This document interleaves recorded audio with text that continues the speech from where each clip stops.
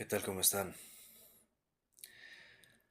Bueno, pues se han estado dando diversas fricciones y conflictos dentro del bloque llamado Cuarta Transformación, que pues se sabía, ¿no? Que de alguna manera este bloque de la Cuarta Transformación autodenominada, Cuarta Transformación, pues no es un bloque precisamente homogéneo, por más que algunos piensen que así lo es. Esto se ha sabido siempre, ¿no?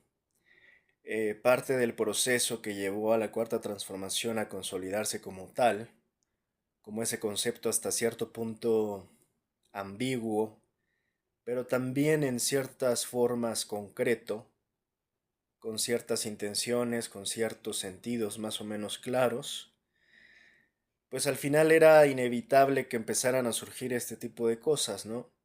Hay facciones, hay intereses, hay grupos dentro de esta llamada Cuarta Transformación. Hay corrientes, hay perfiles que, pues de alguna manera, eh, aglutinan, ¿no? Estos mismos subgrupos, eh, vamos a llamarle dentro de toda la fauna política que hay en Morena, y que pues a su vez tiene que entender que un movimiento de tal magnitud, con esta cantidad de militancia y a su vez de apoyo social, que le denominan parte pues de esto que es la cuarta transformación como un movimiento como tal, como el movimiento de regeneración nacional, mejor conocido como Morena. Pues era, insisto, más o menos obvio que se iban a estar dando estas tensiones y también traiciones al interior de Morena, y esto lo vengo diciendo desde hace más de 3 años. Pero particularmente lo comenté antes de que Claudia Sheinbaum llegara a la presidencia. Ya había hecho el comentario de que había que tener cuidado con todos estos buitres y carroñeros, eh, que no hay que omitir que no solo buitres y carroñeros hay en la oposición, sino que también los hay al interior del partido de Morena, y en este sentido traicioneros que pues no son más que oportunistas, que pues reflejan o revelan que lo único por lo que han estado en Morena o estuvieron en Morena o siguen estando en Morena, pues es por un hueso, ¿no? Por un puesto, por un cargo, por un privilegio, por un beneficio político, y en ese sentido, a la menor provocación, pues traicionan al movimiento de la Cuarta Transformación. De los últimos conflictos que se han estado comentando está el de Marx Arriaga,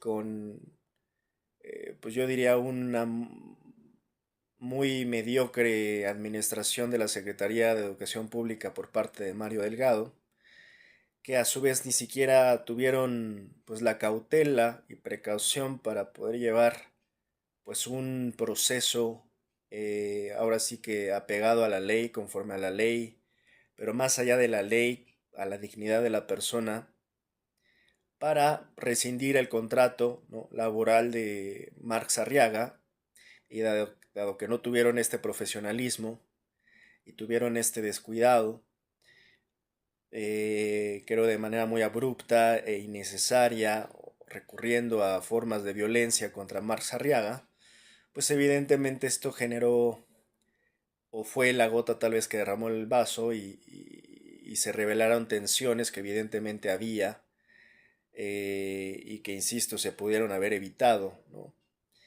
De entrada, yo no sé qué está haciendo Mario Delgado como secretario de Educación Pública. Nunca me ha parecido un perfil confiable el de Mario Delgado, así como, insisto, el de muchos otros morenistas como Adán Augusto o Ricardo Monreal. Pues Mario Delgado va en esa misma línea. No, no me parece un perfil confiable, me parece un tanto este político rancio, típico de la vieja escuela, ¿no?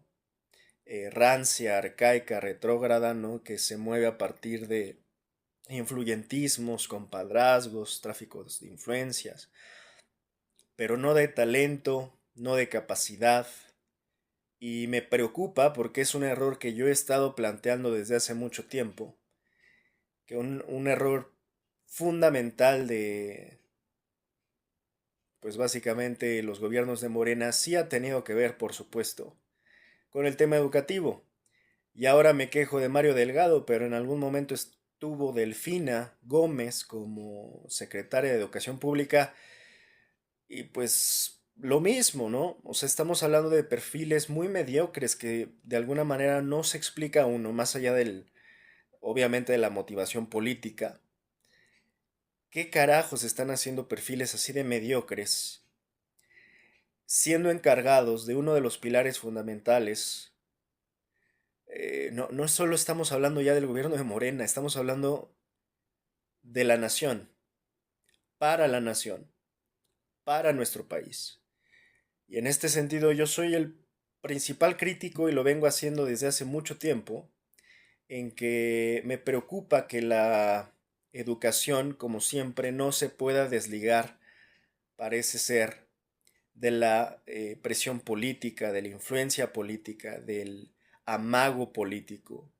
Y en este sentido yo no veo así a ciencia cierta y con fundamento que la educación se haya podido desvincular de la política y que de alguna manera se siga tomando como un medio de control a la educación, sin caer tampoco en el otro extremo de las críticas absurdas que hoy mismo se están haciendo también en contra de, pues que de los libros de texto y que de todo esto que básicamente es el guión de Salinas Pliego, de Lili Telles y todo ese show, todo ese reality show que también cae en el absurdo, ¿no? Pero tampoco se puede negar, insisto, lo otro, ¿no? Lo fundamental de que parece ser que no termina de romperse este vínculo tan vicioso que hay entre política y educación. En este sentido, la educación sigue secuestrada por la política mexicana, la rancia, vieja, mediocre política mexicana, e insisto, lo terminas viendo reflejado en figuras tan mediocres como el ojón de El Sapo de Mario Delgado o la analfabeta funcional de Delfina Gómez, que ya no sé si es solo funcional o es analfabeta por completo, porque en ocasiones llegamos a ver claramente que no sabía ni hablar ni leer claramente, ¿no? Entonces, ese tipo de cosas que yo he llegado ya incluso a hacer un análisis al respecto de los grandes errores de AMLO, en el sentido de que sí, reconozco que tuvo errores muy evidentes, como me parece este, ¿no? El hecho de no tomarse en serio el tema educativo de fondo, si estás hablando y pregonando y promoviendo, si prácticamente predicando una cuarta transformación, pues no puedes hablar de transformación si no te tomas en serio el tema educativo. Es así de simple.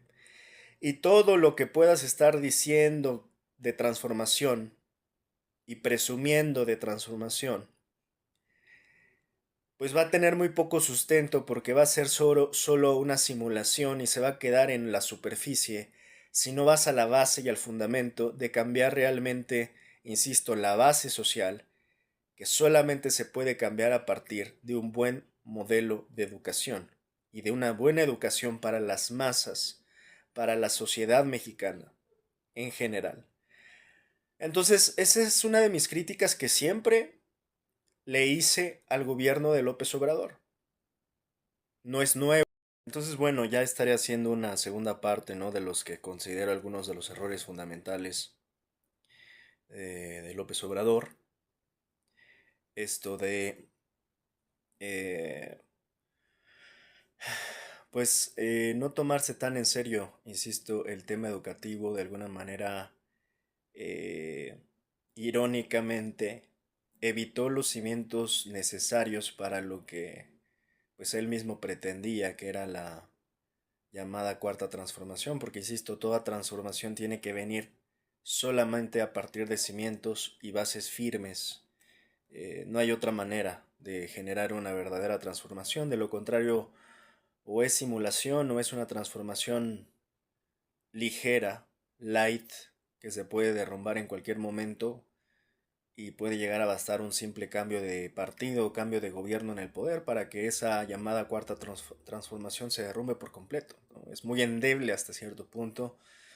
De momento es peculiar ver cómo también esta transición del poder de López Obrador hacia Claudia Sheinbaum era una de esas interrogantes, ¿no? De esas grandes interrogantes en el sentido de que se personalizó tanto, se personificó tanto, ¿no? El cambio o la transformación en una figura política central como fue la de López Obrador, que por supuesto generaba dudas de qué pasaría cuando López Obrador ya no esté, y de qué manera se va a poder hacer esta especie de transferencia, ¿no? Y no es tan fácil a veces hacer estas transferencias para que de alguna manera se eh, releve este poder en otra persona, como en este caso Claudia Sheinbaum. Incluso vemos estas dificultades que todavía no se terminan de cerrar en esta transferencia porque no hay como tal una transferencia directa de poder. O sea, hay procesos que más o menos legitiman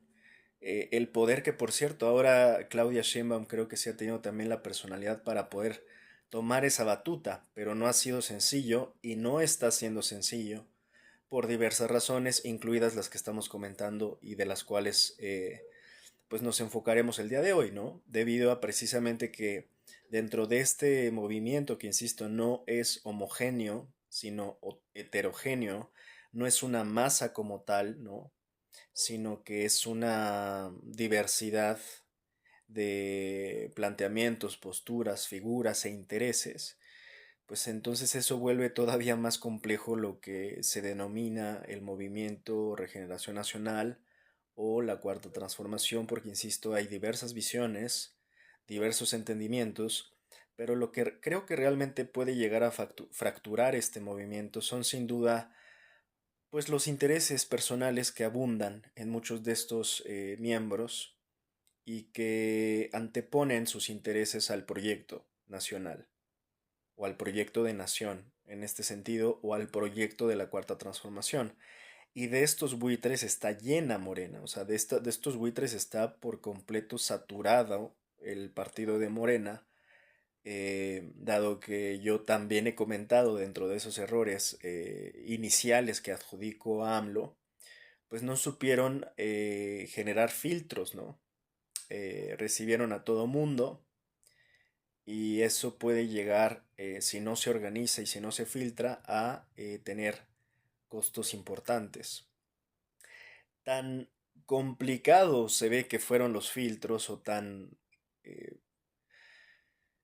endebles, digamos, o laxos fueron esos filtros, que podemos ver que en el mismo círculo cercano de López Obrador se empezaron a revelar diversos personajes, pues yo diría que hoy se exhiben sumamente patéticos, ¿no? Como el caso de Julio Scherer, que ahora comentaremos.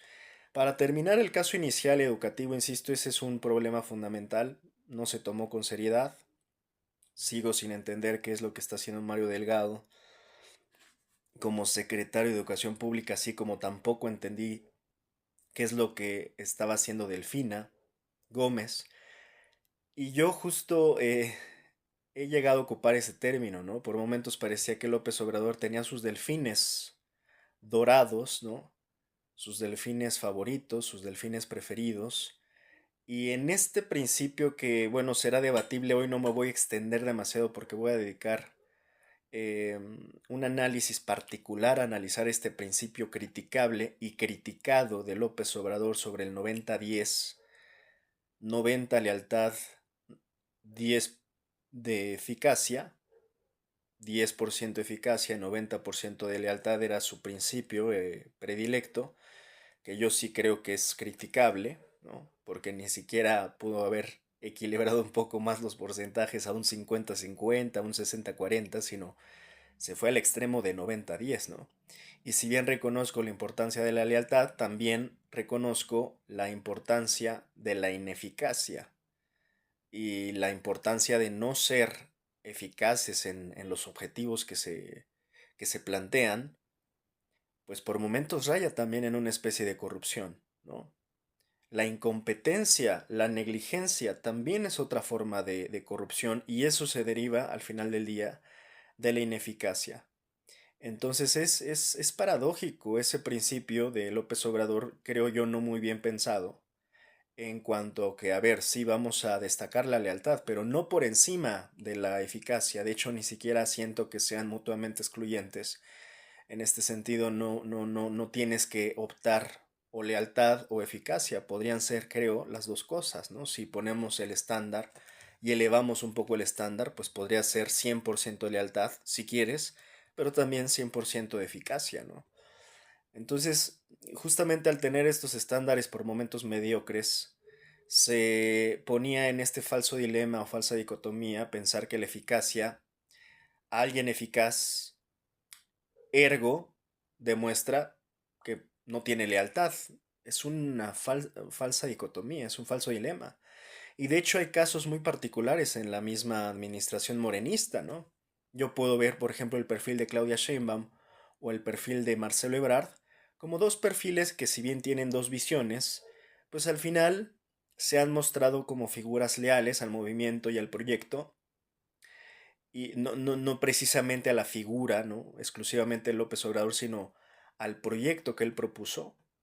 Y a su vez, dos figuras políticas que, insisto, tendrán sus diferencias, pero ambos se han demostrado ser figuras políticas eficaces, ¿no? Tanto Claudia Sheinbaum como presidenta, como Marcelo Ebrard en toda su trayectoria política, ¿no? De secretario de Economía, secretario de Relaciones Exteriores, hasta como jefe de gobierno, ¿no?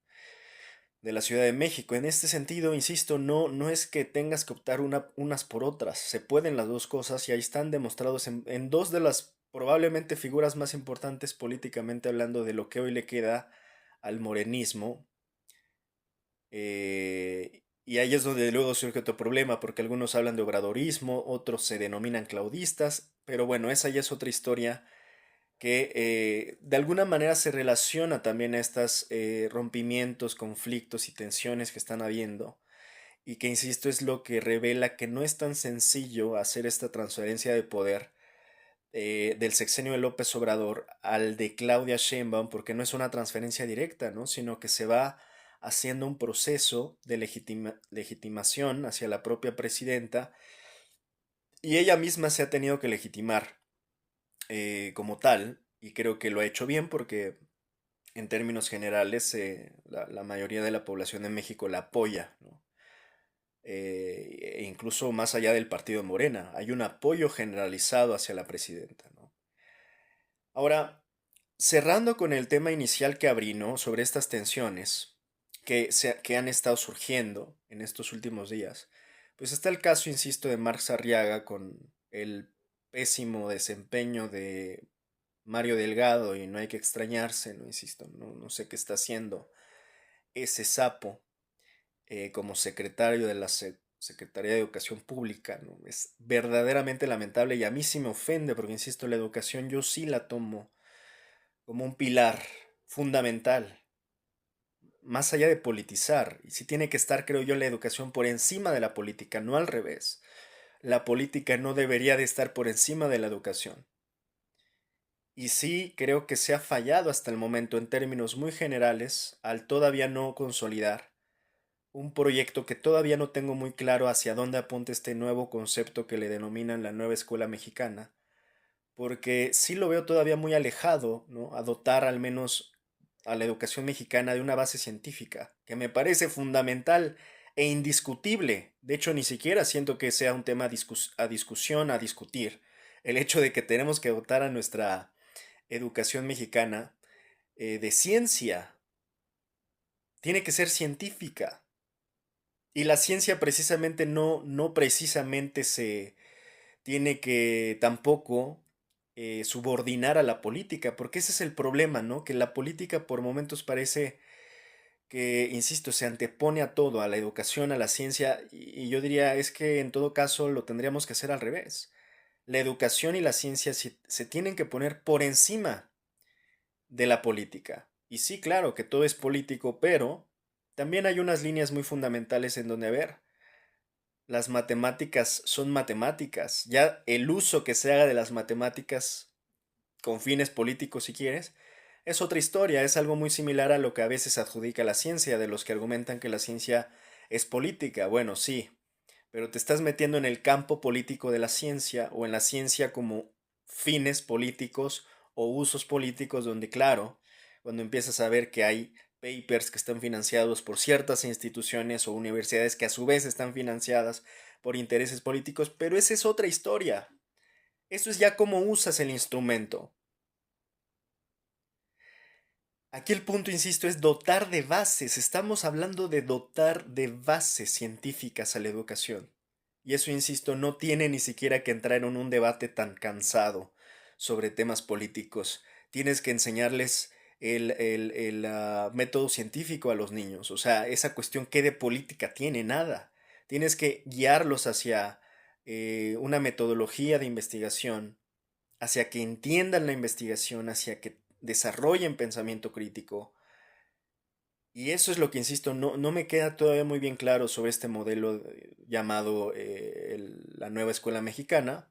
He llegado ya a revisar estos polémicos libros de texto y haré un comentario al respecto a profundidad sobre todo este tema, separando la paja que muchos como Salinas Pliego han estado generando, ¿no? Y buscando la aguja del pajar, porque eso es también perverso, ¿no? Como estas otras figuras que les importa también un bledo la educación, pero que se benefician y lucran a partir de ella, como he explicado el propio caso de Salinas Pliego con sus orquestitas, como hace poco escuché al propio Marx señalar, tiene razón en esa crítica, Marx Arriaga. Hay investigaciones periodísticas de cómo Salinas Pliego utilizaba todo ese modelo de orquestas para su propio beneficio. Entonces, que no vengan héroes falsos al supuesto rescate educativo y que tampoco luego vayan a venir las mascotas de esos pseudoempresarios miserables y nefastos como Salinas Pliego, como el caso de la mascota sumisa y humillada de Juan Miguel Zunzunegui a después querer andar metiendo su cuchara en la educación mexicana, ¿no? Gente poco seria, gente poco profesional desde el momento en que, insisto, a Zunzunegui lo siguen presentando como historiador en todas partes y él no corrige absolutamente a nadie cuando él no es historiador de formación y tiene la poca ética para dejarse presentar así cuando ni siquiera es historiador y cuando hay tantos historiadores de profesión que por supuesto critican a Zunzunegui y no como persona sino en general sus bases, sus tesis, sus teorías, sus metodologías que son sumamente mediocres y deficientes, ¿no? Entonces, fuera de este tema, que no me quiero extender demasiado en mi crítica de la educación, el estado actual, el estado del arte actual, y el status quo hasta el momento educativo que por momentos seguimos teniendo, eh, creo que lo que hicieron contra Marx Arriaga, que al menos le reconozco dos cosas principalmente a Marx Arriaga, que veo que poco se le reconoce. Marx Arriaga es al menos alguien que tiene convicción y que lo ha demostrado y que por momentos hasta en estas formas en que lo están sacando demuestra que es mayor su convicción que su hambre de poder o de huesos y de puestos. Es peculiar cómo la gente, ¿no?, en México reduce todo al máximo y eso revela también, insisto, una vez más, cómo hemos padecido generaciones de mexicanos que han tenido educaciones muy deficientes, ¿no? Y es curioso cómo el bajo entendimiento social en México hace pensar a la gente que Marx hacía la primera al resistirse, incluso a trincherarse, como se han llegado a burlar algunos, ¿no?, de él. eh, no se alcanzan a dar cuenta cuando ellos critican que Marx debería ya de dejar el puesto y que es necio de su parte y que pues básicamente la crítica que le hacen es porque es un aferrado a un hueso y a su puesto, ¿no? Y que debe de darle lugar a otros. He leído críticas en ese sentido, ¿no? Y pues está clarísimo que, como decía Wittgenstein, los límites de tu lenguaje son los límites de tu mundo, pero también los límites de tu aprendizaje son los límites de tu mundo. Y es curioso cómo la gente puede llegar a reducir que una persona, y yo creo que es eso algo que se debe de admirar, es más, es deseable. Ojalá hubiera más personas con esas convicciones tan firmes. No alcanzan a entender que hay personas que luchan por convicciones y por ideales, no por puestos y por cargos. Y de hecho ese era uno de los lemas del mismo López Obrador. Y hay gente que le cuesta mucho trabajo entender eso, ¿eh? Porque, insisto, ellos viven limitados en sus propios marcos, en sus propios fronteras mentales de pensamiento, donde para ellos todo funciona en términos muy simples, básicos, de puesto, poder, cargo, empleo, pero nada más, no hay más salario, sueldo, posición, pero no hay más. Y en ese sentido, insisto, refleja también la ignorancia de la sociedad mexicana al no pensar que también puede haber convicciones, propósitos mayores en las personas, ambiciones sociales. Y ambiciones sociales me refiero en el buen sentido. Personas que realmente quieren transformar la sociedad. Pero en esa venda la gente no alcanza a evaluar que pueden haber personas que realmente tengan convicciones. Y todo lo reducen a, no hombre, el tipo se está aferrando a su silla, a su puesto. Y además se animan a tergiversar porque si ustedes escuchan las entrevistas directas del mismo Marx, escucharán que él mismo dice, yo de aquí me voy a Oaxaca. Y además rechacé ofertas que me dieron en embajadas para que vean que no soy alguien que está de alguna manera buscando puestos, huesos y privilegios. Y ese simple entendimiento, insisto, no lo logra hacer la gente en general al no poder discernir que estamos hablando de un hombre que al menos en hechos está demostrando que no se está dejando tentar y seducir así tan fácil por un Mario Delgado que dice, bueno, te saco de aquí para meterte allá, que es un modus operandi muy político, lo acabamos de ver con el caso de Hertz Manero, es, ok, te sacamos de fiscal, pero para que quedes tranquilo y en paz, te vamos a dar la embajada en Alemania. Y claro, los más habituados a estos modus operandi aceptan porque están acostumbrados a andar justamente de cargo en cargo, de puesto en puesto, porque suelen ser personajes menores que están ahí por intereses personales y ambiciones personales, no sociales. En este sentido, insisto, la gente no alcanza a hacer esos discernimientos, ¿no? Y es curioso que ahora estén criticando más a Marx por tratar de al menos defender su convicción que a Hertz Manero, que a la primera toma una embajada porque pues es el hueso que le dan. Entonces, sí hay que hacer distinciones, ¿no? Entre, insisto, primeramente gente que tiene intereses personales y gente que tiene convicciones. Y la gente entremezcla estas dos cosas y dos mundos como si fueran iguales. Como si estos dos tipos de personas fueran iguales. No son iguales. Y de hecho, un buen ejemplo, sí, aunque les duela a muchos, es López Obrador. López Obrador, si se hubiera querido aferrar a la silla, estaría hoy todavía de presidente. Tenía el apoyo suficiente, la ovación popular suficiente, para incluso haberse reelegido, aunque obviamente tuvo que haber cambiado los marcos legales porque desde el porfiriato pues básicamente existe la no reelección después de aquellas dictaduras, ¿no? Y también de los gobiernos priistas, de alguna manera la dictadura perfecta priista. Entonces, si fuese por pura ambición, como muchas veces criticaron al mismo López Obrador de que era pura ambición personal al poder y demás, pues que, perdón, pero quedó 6 años y se fue. Aunque hoy todavía siga la sombra y lo evoquen e invoquen muchos, perdón, pero les cayó la boca porque López Obrador terminó su sexenio y se fue. Y dio paso además que llegara la primera presidenta, mujer, y sí se tiene que destacar, en este sentido, que sea una mujer la que llega a gobernar por primera vez a nuestro país. Entonces, terminando el caso de Marx, y tampoco es que yo me ponga a defenderlo del todo, o sea, en este sentido no conozco a profundidad qué fallas pudo haber llegado a tener en su administración, que quejas, que reclamos, o incluso no sé si hay algún tipo de denuncias contra él. Lo único que también creo que vale la pena reconocer de Marx Arriaga es que hizo un esfuerzo, ¿no? Además, en un área que creo que es relevante, materiales educativos, que es donde él estaba y donde él mismo dice que él y su equipo estuvieron creando estos libros de texto, que insisto, les he llegado ya a dar una revisada general y me parece un enfoque interesante, ¿no? Por supuesto que van a venir los críticos exigentes, sumamente rigurosos, que insisto, nunca pusieron un pero en otros sexenios, a criticar precisamente cada punto y cada coma de esos libros de texto. Bueno, se tendrán que corregir lo que se tenga que corregir.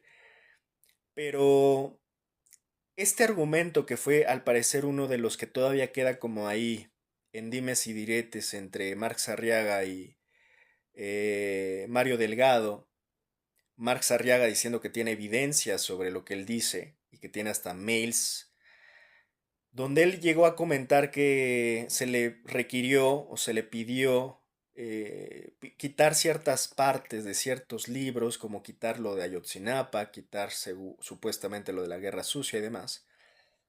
Después sale Mario Delgado a comentar que, bueno, ese es un libro particular de secundaria, que por cierto viene prologado por López Obrador, y que ahí es donde aparece en esta parte de, vamos a decir, histórica. Es un libro que aborda la historia de México, del pueblo mexicano, si no mal recuerdo así se llama. Ahí viene esta parte de guerra sucia y demás. Ahí será una cosa que se tendrá que ver y aclarar, y yo creo que el propio tiempo nos terminará de revelar quién de alguna manera nos estaba mintiendo y quién nos está diciendo la razón. En este sentido, insisto, lo único que yo digo es, Amar Sarriaga hizo un esfuerzo en su área de materiales educativos con su equipo. Creo que lo mínimo que se podía hacer era tratarlo con dignidad y con respeto por el esfuerzo y la convicción que mostró y sigue mostrando hasta el último momento. Y no creo que sea menor por más críticas de la gente apolitizada mexicana, que está acostumbrada a ser de alguna manera siempre sumisa, ¿no? Es curioso que la rebeldía en México se vea como un defecto, ¿no?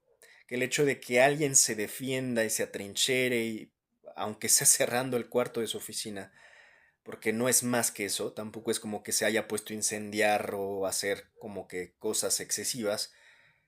Es simbólica prácticamente ese tipo de manifestación. Y creo yo que no se debe de discriminar, no se debe de hacer burla de ello, porque, insisto, es un espejo. La sociedad mexicana está acostumbrada a ser complaciente, sumamente complaciente, ¿no? Por eso nos han pasado durante tantos sexenios por encima. Entonces, creo que estos actos de resistencia, aunque sea mínima, deben de ser simplemente respetados.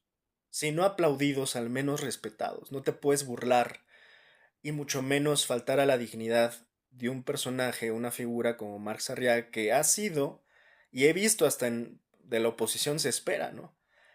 Pero he visto hasta de la misma Cuarta Transformación que le han tirado piedras y tierra encima, ¿no? He escuchado opiniones lamentables de casos como el de Fabricio Mejía, que por momentos también se sienten dueños de la verdad y dueños de la línea intelectual de la Cuarta Transformación, que también me parecen figuras sumamente dañinas que tratan de monopolizar, ¿no? La opinión y sobre intelectualizar y a partir de sus propios egos, ¿no?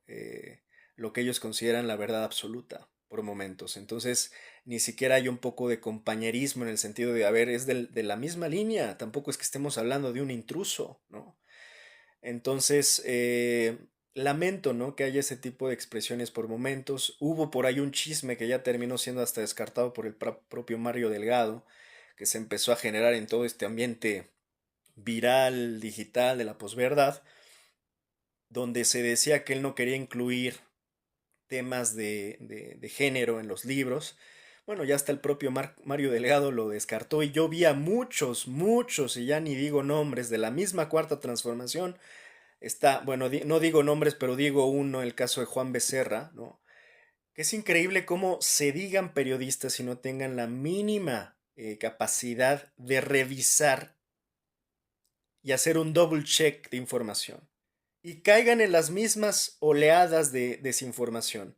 Porque hasta el propio Mario Delgado ya y estoy hablando de Mario Delgado, que es el que tiene el conflicto con Marx Arriaga, descartó esa versión sobre el tema de las mujeres porque ya está incluido en los temas de los libros de texto, ¿no? Entonces empezaron a generar una de ataques contra Marx Arriaga, la gran mayoría de ellos, creo yo, tergiversados, ¿no? Y bueno, ya no se diga a estarle echando tierra, además por su actuar, ¿no? Y su resistencia, que al final, pues terminó de alguna manera aceptando su salida. Y creo que sí, eso sí le voy a destacar. Es muy destacable que él mismo diga, no acepté una embajada, me voy a Oaxaca, ¿no? Me parece congruencia y una congruencia plausible.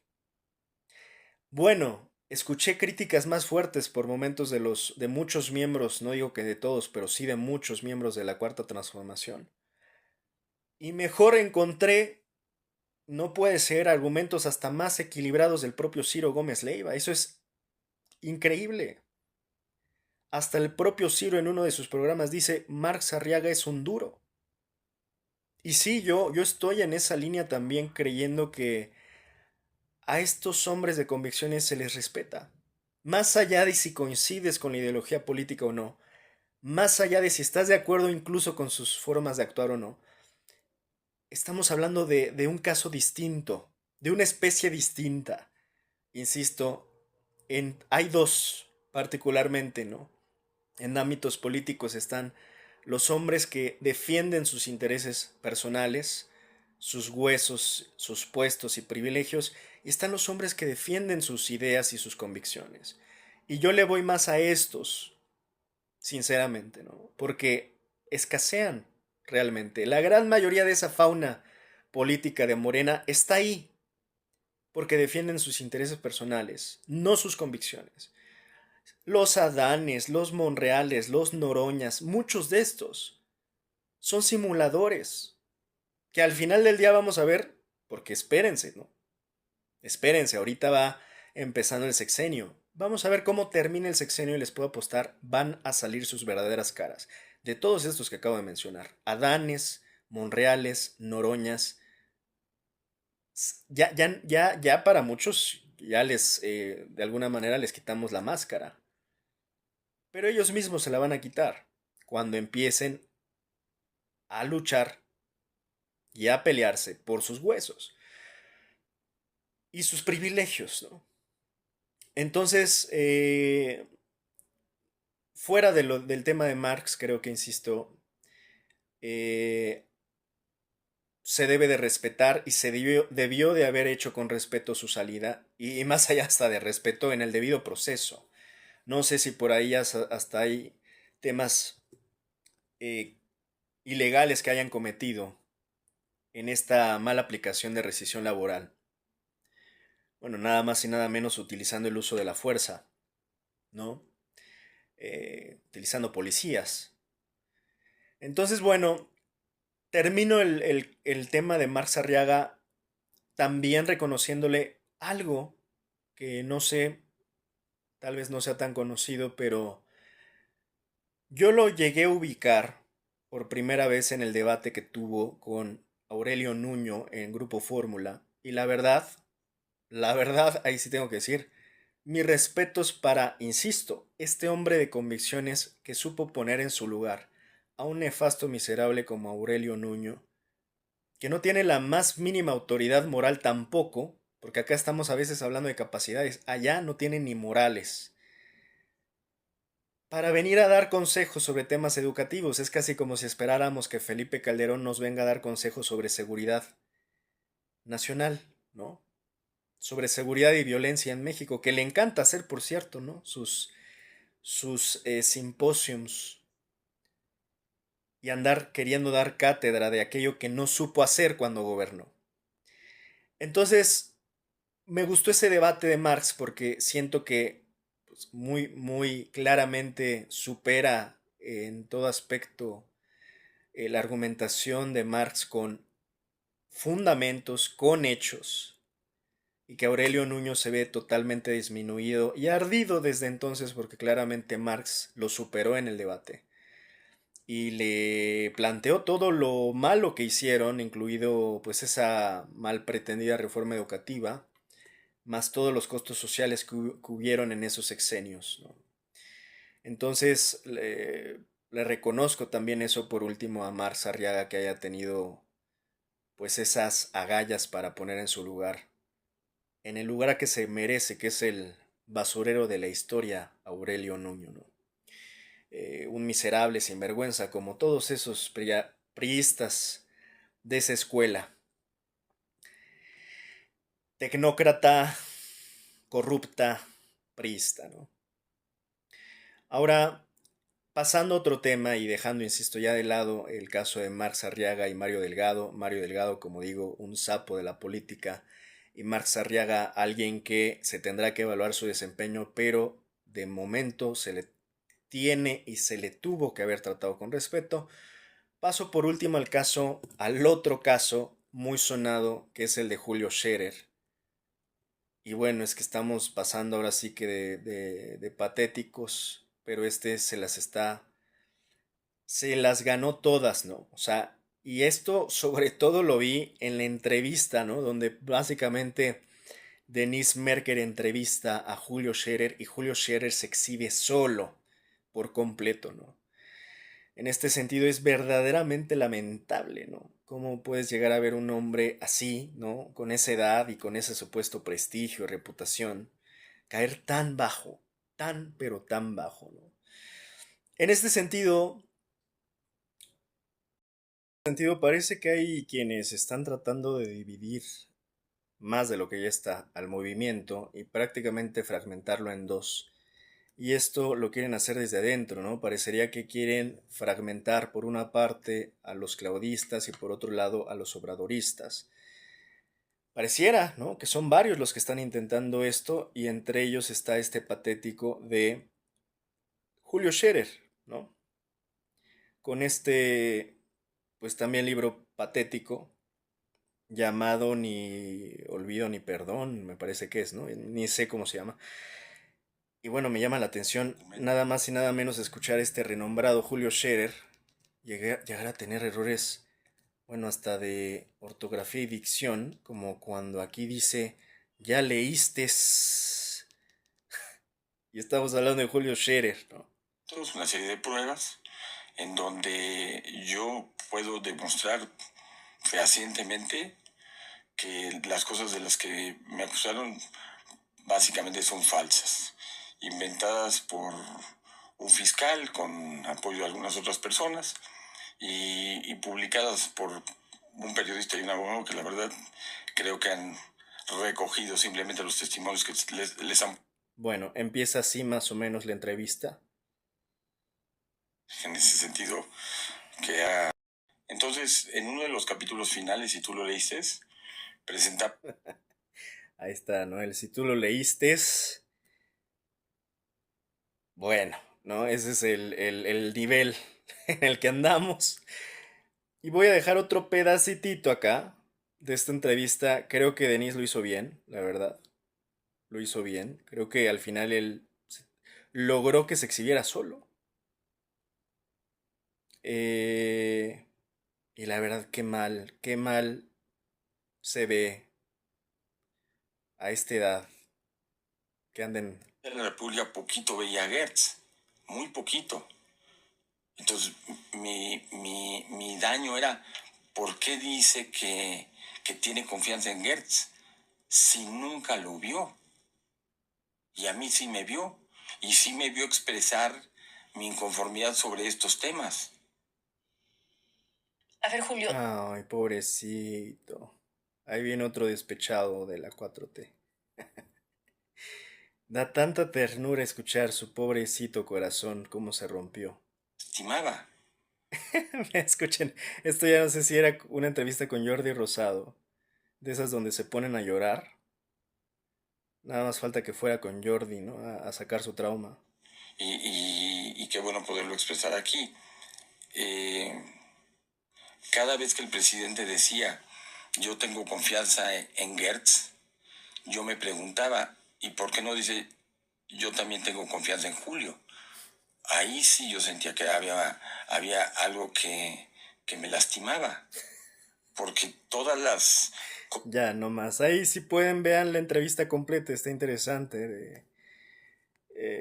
Pues, insisto, esta forma en que se exhibe solo, ¿no? El tipo este, patético. Y justo hoy voy a titular de esta manera así, ¿no? El comentario del día de hoy. Los Judas se cuelgan solos, ¿no? Hay una frase que se dice por ahí en la cultura popular. Me parece muy sabia esta frase, ¿no? Los Judas se cuelgan solos. Y en este sentido, este patético, ¿no? Que además llega así casi despechado, despecha, como dice la canción de Rosalía. Pero además verlo en un señor así, ¿no? Ya con canas, que en teoría, pues eso se nos ha dicho siempre, ¿no? Más sabe el diablo por viejo que por diablo, y yo siempre he dicho que esa frase está mal utilizada porque ay, también hay muchos viejos pendejos y patéticos, como este caso, hombre, ¿no? Y es muy patético en verdad llegar a ver un viejo así, que llega despechado, que llega traicionando. eh, Insisto, al final del día nadie quiere a los traicioneros, ¿no? O sea, el traicionero, el que es traicionero, no es bienvenido ni de un lado ni del otro porque es traicionero. Entonces, al final del día los Judas se cuelgan solos. Uno no se explica, insisto. eh, ¿Cómo puede haber estos hombres que son tan empoderados, no solo viejos y canosos, sino tan empoderados, pero al final del día ser hombres tan pequeños, tan patéticos, ¿no? Son hombrecitos, menores, que desafortunadamente se empoderan, ¿no? Se les da demasiado poder a estos patéticos, hombrecitos, menores. Y es a partir de sus egos y sus berrinches y sus despechos que vienen, ¿no? A de alguna manera querer todavía vestirse de santos y ponerse en un pedestal de autoridad moral. ¿Con qué calidad moral viene Julio Scherer a hacer este libro además, ¿no? Hay una, creo que fue en este programa de Leo Zuckerman, con Blanca Heredia y me parece Javier Tello y demás. Creo que también analizan muy bien en el sentido de que este libro, por ahí dicen en el programa, como para qué lo hizo Scherer, ¿no? O sea, porque al final no queda bien con nadie, y es cierto. Y rara vez coincido con el pelón que comenta ahí, que ni voy a mencionar su nombre, pero sí, la verdad es que en ese argumento sí tiene razón. En este libro, Scherer no queda bien ni con él mismo. ¿Y por qué no queda bien con él mismo? Porque hasta en las propias críticas que hace Scherer, que critica mucho este tema del 90-10, por ejemplo, de AMLO, ¿no?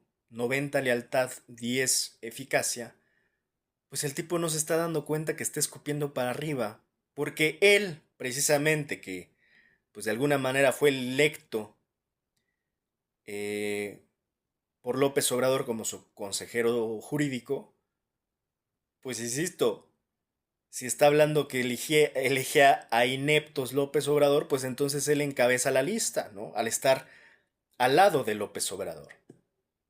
Entonces, qué manera de escupir para arriba además, ¿no? Siendo tan tonto, tan torpe, tan infantil, e insisto, esto es doblemente patético cuando lo ves en un señor tan canoso que está, pues al parecer, con esta burbuja de un supuesto prestigio que yo diría, pues muy fácilmente con una sola aguja puedes explotar esa burbuja de no sé prestigio de qué el tipo, o sea, de qué, de qué. Entonces, pues al final son, insisto, hombrecitos menores, sin lealtades, sin propósito, ni convicciones. Por eso empecé también hablando mucho de este tema de la importancia de tener verdaderas convicciones, porque realmente Julio Scherer, ¿qué convicciones más allá de sus intereses personales realmente tiene? ¿Qué es lo que realmente busca con este libro? El tipo no tiene convicciones, el tipo no evaluó qué daño le puede hacer al proyecto de nación. No, no, el tipo se ve que se mueve por la brújula de su propio interés personal y sus propias ambiciones y nada más. Por eso son, insisto, además, hombrecitos menores que hacen berrinches y caprichos cuando no les dan lo que quieren. y que no tienen la dignidad de ser leales, porque, a ver, no porque no te dan lo que quieren o no porque ya no te consideran en el movimiento como se ve que le pasó a Scherer, pues ahora te vas a poner a patalear, a hacer berrinches y patados de ahogado, además haciendo un libro hablando mal del presidente al que estuviste representando, hombre. Bueno, ni los priistas creo que llegaron a hacer eso. O sea, entonces son hombrecitos menores y ahí es peculiar porque sí creo que hay una doble culpa, ¿no? La culpa, pues creo que de inicio la tiene López Obrador al no saber elegir a sus amistades, o de nuevo este patrón que sí es consistente, pero aquí es peculiar que venga de él mismo, ¿no? De alguna manera yo no niego que hubo elementos como las delfines y las delfinas y los delfines que eligió López Obrador. Eso no lo estoy discutiendo. Lo que estoy discutiendo es la posición y la hipocresía la cual yo creo que este tipo está hablando, porque él era parte de ese mismo sistema que muy convenientemente no criticó en su momento, sino que lo critica ahora, y yo diría por razones muy sospechosas y muy poco confiables. ¿Por qué lo hace hasta ahora? ¿Y por qué lo hace así además? En un libro donde hay más venganza que perdón, y pues yo creo que hasta el título es hipócrita, ¿no? Porque ni hay olvido y no hay perdón, hay venganza y hay trauma y hay obsesión y hay berrinche de un señor que pues al final, insisto, no pudo superar lo que muy bien termina revelando Denise, ¿no? En su entrevista. Por ahí le hace la pregunta, oye, ¿y acaso no has pensado que tal vez no eres tú el traicionado, sino el que se siente traicionado es López Obrador? Y como siempre, todo aquel que traiciona hasta se victimiza, ¿no? O sea, es increíble el nivel de cinismo además, ¿no? Que el traicionero se sienta la víctima. No, pero así son, ¿no? Entonces, como yo decía, los Judas se terminan colgando solos y creo que en este sentido le salió el tiro por la culata a este señor patético de Julio Scherer, hijo, por cierto, no hay que destacar, em, es el hijo de Julio Scherer. Eh, y como bien dicen algunos, no le llega a los talones a su padre.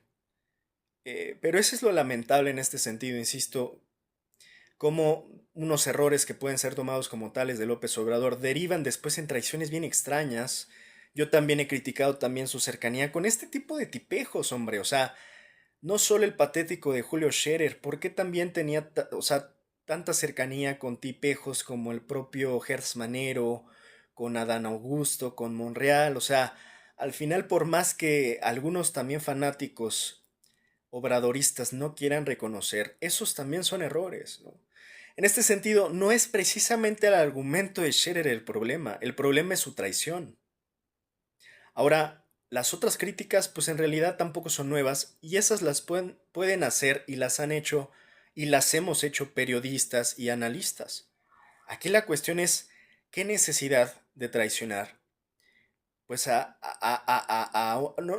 no solo se tiene que ver en el sentido de López Obrador, sino al movimiento que representó y que sigue representando esto que se llama la Cuarta Transformación, ¿no? En este sentido.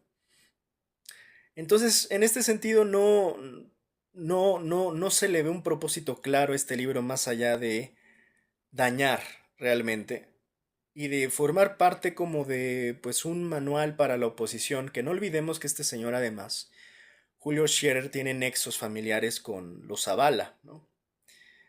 Con los Calderones, con los Zavala y demás. Entonces, pues al final, de nuevo, o sea, qué más traición que básicamente hacerle un librito a la oposición para que pues uno ocupe ahí de... Mira, es que a los libros se les debe tratar porque primeramente son papeles, el problema son quienes los escriben, al final son arbolitos y papel, y en general a un libro se le debe de procurar respeto. El problema es que cuesta trabajo respetar estos libros, no por ser libros, sino por quien los escribió. Y ahí tienes El Rey del Cash, ahí tienes toda esta serie de libritos que ya se están acumulando de Anabel Hernández, de este señor, que al final del día pues no tienen mucho fundamento y tienen más resentimiento y víscera que verdadera investigación. Ahora, para terminar, ¿no? Terminando de este concuño de la Márgara, este despechado, comento el caso también de otro que yo ya he llegado a mencionar, ¿no? Que me parece una figura también medio mediocre y lamentable, que es el caso de Hernán Gómez. Hernán Gómez, claro, ahora aprovecha la oportunidad para volver a revender su libro que ha tratado de revender por todas partes, ¿no? El llamado Traición a Palacio. Y se vende como el que reveló todo y como que el que casi casi nos dice, se los dije, ¿no? Yo se los dije primero, me tacharon de traidor. Y bueno, Hernán nada más y nada menos se le olvida que, fuera de lo del librito, él mismo llegó a convocar no votar a favor de la reforma judicial, por poner un ejemplo. Pero además me parece que Hernán justamente es de esos perfiles oportunistas que se terminan buscando algún beneficio personal y que tampoco tienen muy claro en dónde están y tampoco tienen como que muy claro a quién apoyan y que de alguna manera, insisto, terminan formando parte de esa fauna que bueno, desde este lado se pinta él en su trinchera de periodista, que siempre he denominado que me ha dado un tanto cringe este tipo, ¿no? Hernán Gómez, que me parece como el Facundo malo, el Facundo mamador, pero oportunista además, que insisto, en todo caso creo que su trabajo también estuvo lleno de visceralidad, ¿no? Él, no olvidemos que también estuvo, pues de alguna manera, con problemas hasta con la Fiscalía de la Ciudad de México y demás, o sea, tuvo problemas personales, no sé si hasta de conflictos de interés, y pues él siente que también todo gira alrededor de él y de su libro, y que casi dice, pues por mí Julio Scherer escribió su libro, pues precisamente, mi hijo, o sea, yo no sé, a ver, hay temas y líneas éticas que a veces hay que ser muy prudentes. ¿Cómo delimitar? En este sentido, yo no sé si Hernán Gómez tenía la facultad o la autoridad para revelar lo que él denominó la traición en Palacio, que fue este conflicto, ¿no? Entre Julio Scherer y López Obrador y, bueno, ahora lo que ha salido con Jesús Ramírez y demás. Porque a lo que voy es, la última pregunta que creo que se tienen que hacer es, ¿con qué sentido? Y creo que Hernán Gómez no se dio cuenta que en realidad, pues eso iba a terminar abonando a la destrucción, no a la construcción del proyecto de nación y la continuación que está haciendo del proyecto de nación que empezó a AMLO, pero que está haciendo la continuación la presidenta Claudia Sheinbaum. Ahí es donde digo, como que en sus líneas de decisión finales pesa más su interés personal, sus intereses personales, que las convicciones verdaderas. Pesan más sus oportunismos, que sus egos. Son tan pequeños hombres, pero con tan grandes egos, que terminan anteponiendo, insisto, sus egos que los proyectos nacionales. Entonces, bueno, tampoco creo que Hernán está en ninguna posición para estar tan orgulloso, ni sentirse como tan diferente de Julio Scherer, porque son prácticamente lo mismo. En este sentido, Morena está lleno de culebras y traicioneros, y al final del día tendremos que ver quién es quién cuando las cosas se empiecen a poner en verdad complicadas. Ahí vamos a terminar de revelar quién es quién y se les van a caer todas sus máscaras.